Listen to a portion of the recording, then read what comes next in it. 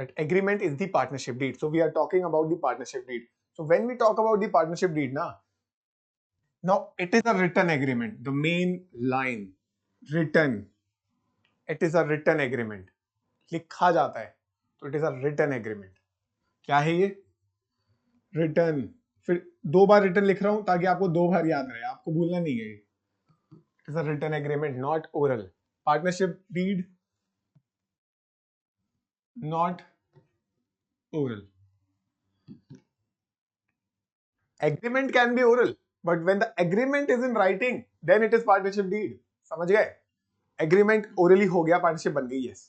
मैंने आपको बताया आप sue नहीं कर पाओगे, केस नहीं कर पाओगे. Yes. तो जब agreement writing में है, तब उसको partnership deed बोलेंगे. तो अगर क्वेश्चन आएगा can a partnership be formed orally? Yes.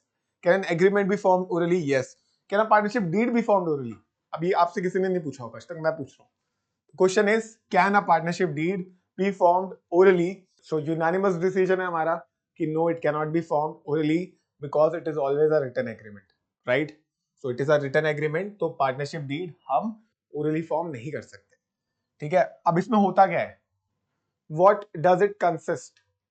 What exactly is partnership deed? So it consists of the terms and conditions of the partnership. Which terms and conditions? You can see it outlines the terms and conditions. Sir, what conditions? What terms? And one more thing, it is also known as partnership agreement.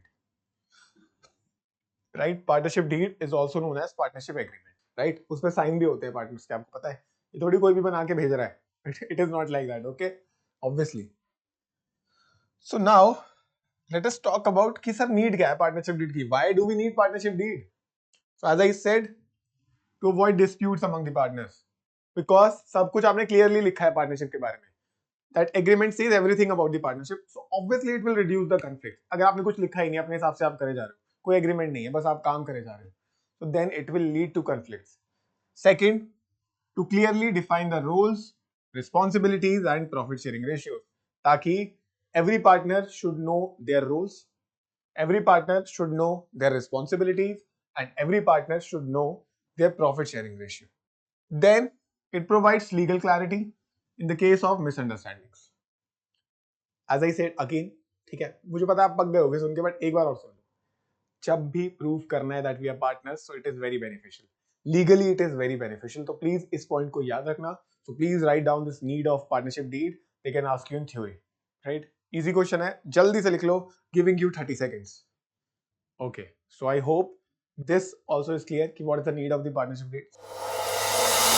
अब exam की तैयारी को और बेहतर करने के लिए हमारे चैनल को लाइक, शेयर और सब्सक्राइब करना ना भूलें।